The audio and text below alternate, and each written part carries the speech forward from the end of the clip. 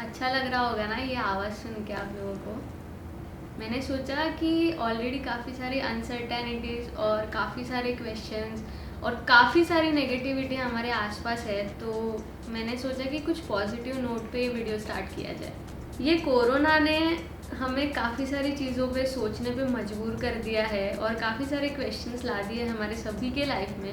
उनमें से कुछ क्वेश्चंस ऐसे हैं जैसे क्या हम कभी फिर से अच्छे से ट्रैवल कर पाएंगे, हमारे दोस्तों के साथ जैसे वीकेंड्स पे आउटिंग्स किया करते थे वैसे आउटिंग्स करेंगे, क्या कभी रेस्टोरेंट्स में जाके इजीली हम खाना खा पाएंगे, जो हमारा फेवरेट पास्ता है मे बी या फिर जो पिज़्ज़ा है वो अच्छे से एंजॉय कर पाएंगे, क्या हम क्राउडेड प्लेस में फिर से इजीली बिना डर के जा पाएंगे।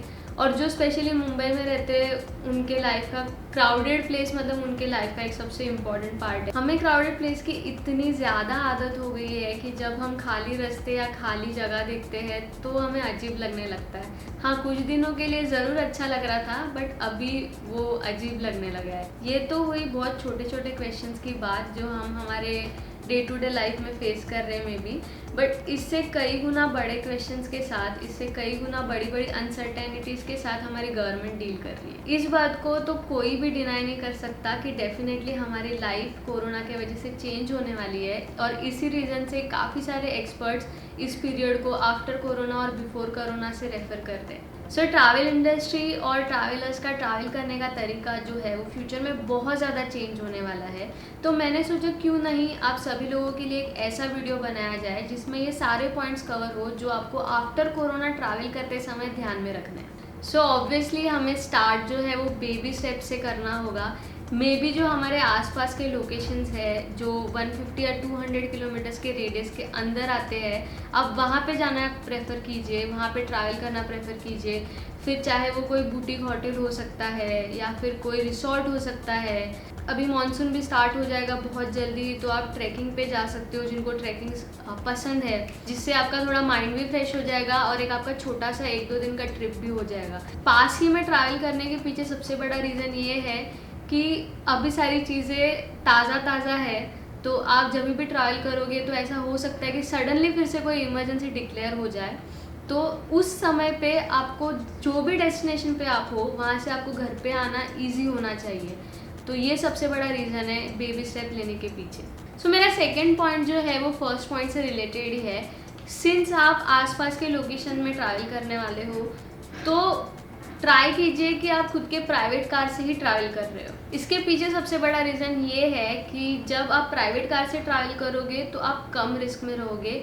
वहीं पे जब आप पब्लिक ट्रांसपोर्टेशन प्रेफर करते हो जैसे कि ट्रेन या फिर बस, तो आपका रिस्क जो है वो थोड़ा बढ़ जाता है। सिंस आप प्राइवेट कार में ट्रैवल कर रहे हो तो आप बहुत ही लिमिटेड लोगों के साथ ट्रैवल करते हो और इसी रीज़न से आपका इनडायरेक्टली सोशल डिस्टेंसिंग भी मेंटेन होता है। ओके, जो नेक्स्ट पॉइंट जो मेरा है वो है कि आगे के कम से कम 1-1.5 साल तक तो हम डोमेस्टिक ट्रिप्स करना ही प्रेफर करेंगे। उसके पीछे अगेन 2 बड़े रीज़न है। सबसे पहला कि हम सभी ने इस समय में फाइनेंशियल क्राइसिस फेस किया है, काफ़ी सारे लोगों के सैलरीज कट हुए हैं, तो उसके वजह से ऑब्वियसली बड़े और महंगे ट्रिप्स प्लान करना मोस्ट ऑफ द लोगों के लिए अफोर्डेबल नहीं होगा। और दूसरा रीज़न ये है कि 1-1.5 साल तक तो भी ग्लोबल मूवमेंट जो है वो बहुत ज़्यादा स्ट्रिक्ट रहने के चांसेस है। मेरा फोर्थ पॉइंट जो है वो बहुत ज़्यादा इंटरेस्टिंग है, स्पेशली उन लोगों के लिए जो हमारी तरह रेगुलर ट्रैवल करते हैं, और वो है डिस्काउंट्स। मुझे ऐसा लगता है कि कोरोना के वजह से टूरिज़्म इंडस्ट्री में बहुत बड़े लॉसेस हुए हैं और इसी को रिकवर करने के लिए कुछ समय तक हमें ट्रैवल के सारे एस्पेक्ट्स में डिस्काउंट्स मिलने के बहुत बड़े चांसेस हैं। हमारे सभी के मन में कहीं ना कहीं पे एक डर है कि हमें ट्रैवल करना चाहिए या नहीं, या फिर कितना सेफ रहेगा ट्रैवल करने के लिए। इसी रीज़न से ये जो भी सारी ट्रैवल इंडस्ट्रीज़ है वो हमें पुश करने के लिए ट्राई करेगी जितना अट्रैक्टिव डिस्काउंट दे सके उतना। सो सारे ट्रैवलर्स इस अपॉर्चुनिटी का अच्छे से फ़ायदा उठा सकते हैं। सिर्फ एक चीज़ ध्यान में रखिएगा कि जब भी आप कोई भी बुकिंग्स कर रहे हो तो बहुत ही ज़्यादा ट्रस्टेड साइट और रिकमेंडेड साइट से ही कर रहे हो। नेक्स्ट पॉइंट है ट्रैवल इंश्योरेंस, जिसे हम अभी तक हमेशा अवॉइड करते आए हैं। ये ह्यूमन टेंडेंसी है, जब तक हमारे अराउंड ऐसी कोई चीज़ नहीं होती जो लाइफ चेंजिंग होती है तब तक हम उन चीज़ों को सीरियसली नहीं लेते। मैं हमेशा से सभी लोगों को रिकमेंड करते आई हूँ कि ट्रैवल इंश्योरेंस लेना चाहिए। और वो क्यों इम्पॉर्टेंट है, बिकॉज मैं बहुत सारे ट्रैवल ब्लॉगर्स को फॉलो करती हूँ और काफ़ी सारे लोग कंटिन्यूसली ट्रैवल करते हैं और उनमें से ही बहुत सारे लोग एक जगह पे फंस चुके हैं और जब वो फंसे हैं तब उनको क्या काम में आता है, तो ये ट्रैवल इंश्योरेंस काम में आता है।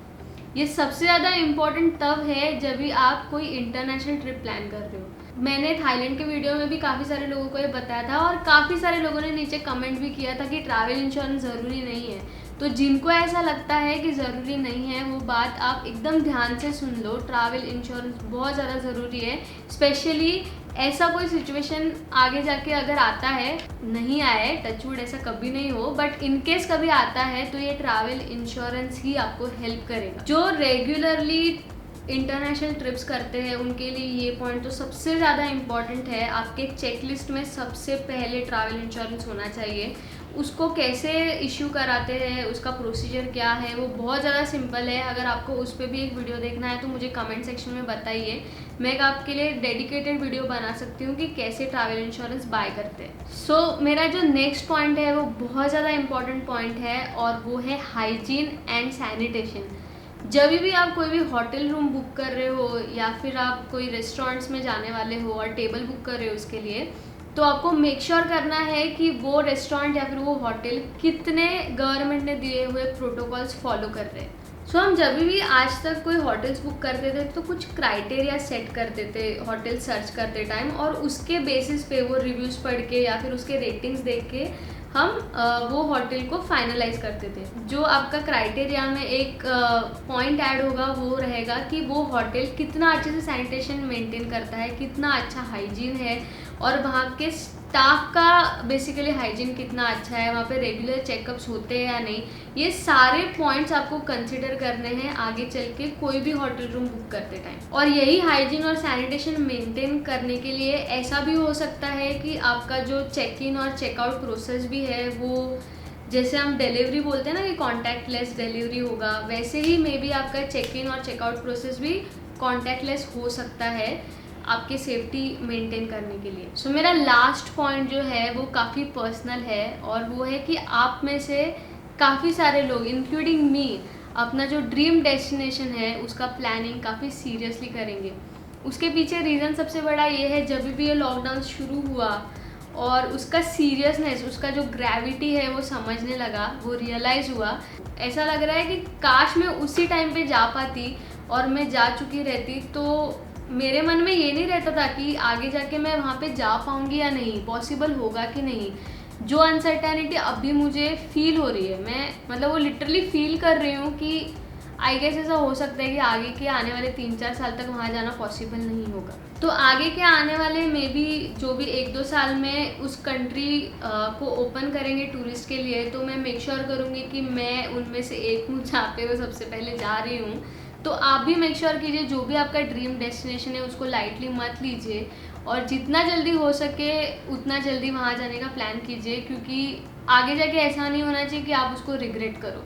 सो ये मेरा पर्सपेक्टिव था कि कोरोना के बाद ट्रैवल कैसे चेंज होगा और हमें क्या क्या चीज़ें ध्यान रखनी है। अगर इनमें से कुछ पॉइंट शायद मेरे माइंड में नहीं आए रहेंगे बट आप लोगों के माइंड में आए हैं, तो हम सभी लोगों को कमेंट सेक्शन में ज़रूर बताइए ताकि हम सब उस चीज़ को लेके अवेयर हो सके। और ये इतना तो पक्का है, कितनी भी अनसर्टेनिटी हो, कितना भी बुरा टाइम हो, ये भी पास होगा और हम सब लोग एक बार फिर से जैसे पहले ट्रैवल करते थे वैसे ज़रूर ट्रैवल कर पाएंगे। So that's it guys, I hope आपने ये वीडियो एंजॉय किया रहेगा। अगर एंजॉय किया है तो प्लीज़ लाइक कीजिए, कमेंट्स कीजिए और इस चैनल को सब्सक्राइब करना बिल्कुल भी मत भूलिएगा। Bye bye वंडरर्स।